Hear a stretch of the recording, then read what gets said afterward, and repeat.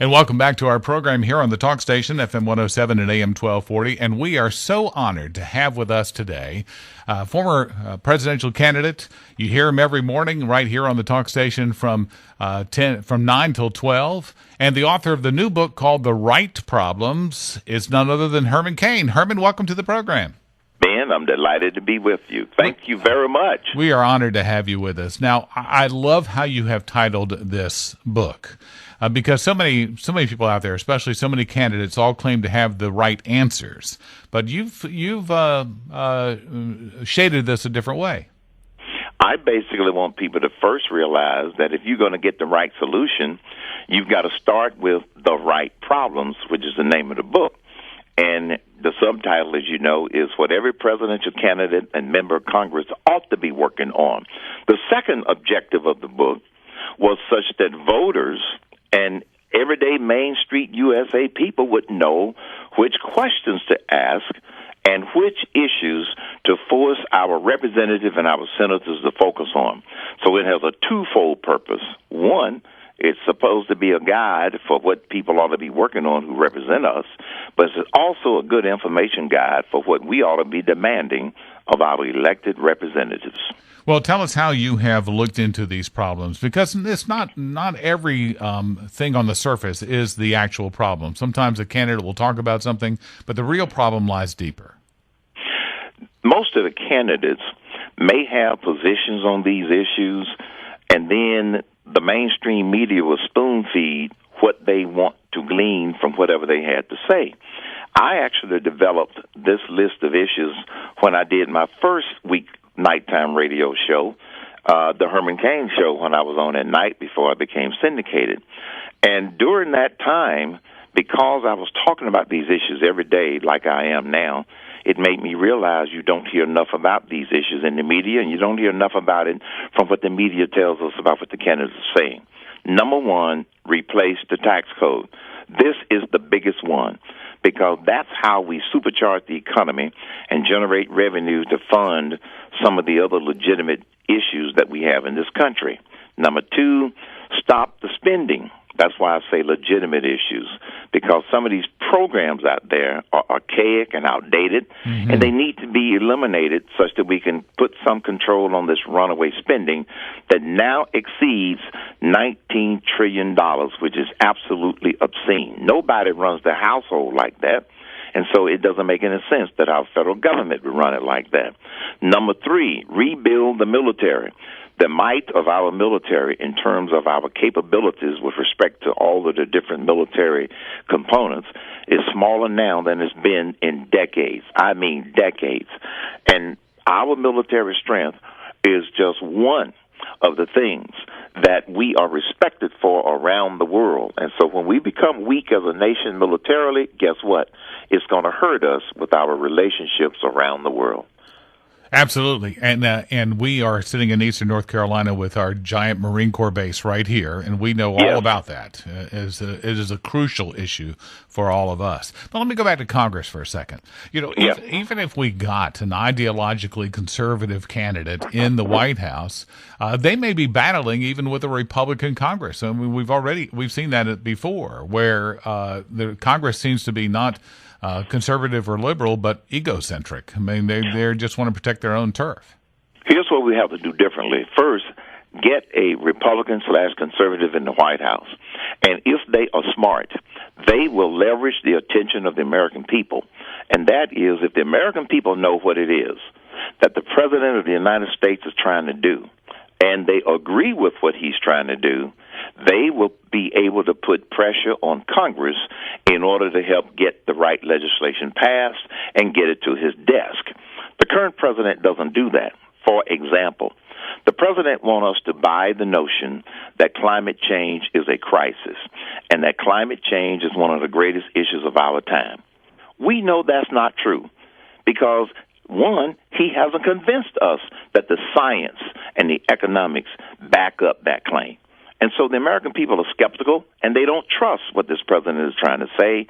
As a result, the American people aren't getting behind that.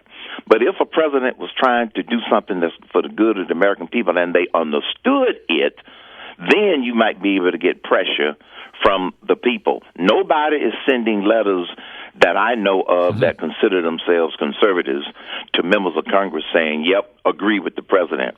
Because the president has taken the misguided notion and the misguided direction of, if you don't agree with me, then something is wrong with you. That's not the way it is supposed to work. The American people are smart enough to understand the facts if, in fact, the president gives us the facts, and that's how he can or she can get that leverage. The primary is just going on now and just getting into really kind of the heart of the primary. And the candidates has been whittled down on the Republican side. The stage has gotten a little bit smaller now. Do we have voices on that stage now that are going to be the right voices to put forth these ideas as you're talking about? I believe that all of the voices that are on that stage now, and in a very short period of time, it should be down to 5.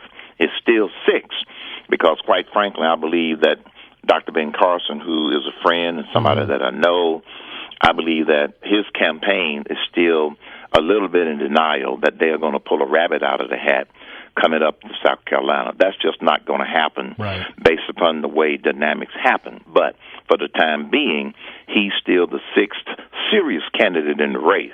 As you know, there's one more who hasn't been serious throughout this, so I'm not going to even bring that up. But the other 5 that are leading, who are vying for the nomination, you're talking about Trump, Cruz, Rubio, Kasich, and Bush, and Jeb Bush, who's one of those 5. Those are the 5 that I think that have a real chance going into South Carolina. Coming out of South Carolina, we will see. We need to now let the voters vote. But I believe that any one of those candidates, quite frankly, would promote the type of solution that I'm talking about to these problems. Now, the difference that they will have is how hard will they push on those and how they will prioritize them. But there's no question in my mind that they're not that far apart ideologically relative to what I consider in the book that I point out the right problems that we ought to be working on. Again, we're talking with, of course, Herman Cain, who is on us here on the talk station every weekday morning from 9 until noon. And his new book is called The Right Problems. And it is subtitled what every candidate, I don't have it exactly in front of me, but it's what every president, Congress, and every candidate should be working on. This is an important work because what people need to hear is that there are ideas that are out there that they can latch on to. I think a lot of people are just waiting for this collection of ideas to appear, and here they are right in this book. Yes, I often say that we must save the savable. And the way we save the savable is not with another government program. We save the savable with the right information and the truth. That's what's in this book. And the encouraging thing to me is that a lot of people are waking up to the truth, and they are not falling for the typical party political rhetoric to try to suck gullible people into supporting their candidates. And so this is exactly right. And so when people read this book, just like, they don't have the opportunity to listen to my radio show, every day for 3 hours a day. I understand that. And as a result, people are often hit with snippets of what's going on and snippets of the truth. They also are being spoon-fed by the mainstream, especially the lamestream media. And this is an opportunity for people to really understand a little bit more by taking just a little bit of time. I met a friend today when I was having lunch who had been holding on his copy until I got back in town from my tour. And I had just been in Florida. We did a couple of events in Jacksonville and then Orlando, and we got back last night. So he had been holding on to his copy of the book, and he brought it over for an autograph, and he said, I read this in 3 hours, and I have never read anything like that before. So you're not talking about a long time to grasp what the right problems are, along with what the right solutions are, which is what voters can have in their mind when they get an opportunity to pass their opinions on to their representative and their senators. Herman Cain, talk show host and author of The Right Problem. Before we finish up here now, you have outlined, I think, what is essential for the next president, that he exercise the bully pulpit, that he convince the American people, and that he cheer for the American people. Do you think that, again, we have here now candidates who have been outside of that mainstream of the party? I mean, not just Trump and Carson that are left on the stage now, too, but Rubio and Cruz certainly have been outside of the mainstream of the party and been at odds with the party. Can the party now adapt to this kind of president? I believe they can, because once the president becomes president and it happens to be a Republican, they are the leader of the party. And therefore, the rest of the party is going to have to, not going to have to, but they would be crazy not to follow the leadership. Ted Cruz is considered by some people out here in everyday land to be an outsider because he has challenged the establishment and the status quo. That's one reason that I think that he's finishing so high in the polls. Marco Rubio is not perceived as much as an outsider, but I think because of the fact that he's only been there for a short period of time, they don't see him as tainted with the establishment as they would some other candidates. Right. Jeb Bush, in all due respect, he's perceived as an establishment candidate because he's been in politics for so long, all in his life before he became governor of California, and I think that that's what's causing people, and you can hear it in his rhetoric. The more that they are considered an outsider candidate, the more their rhetoric does not agree with the rhetoric that you're used to hearing from an establishment candidate. That's why I think that those three are in the top tier of the Republican presidential polls. One thing about Jeb Bush, let me just ask you about this, was the former governor. Is his only chance is really for the convention to get past his first ballot?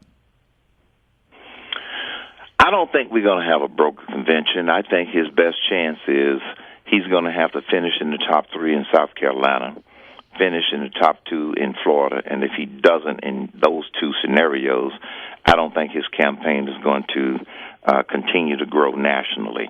I don't think we're going to have a broken convention. There are rumors that a lot of the Republican establishment might be working to try and stop Trump.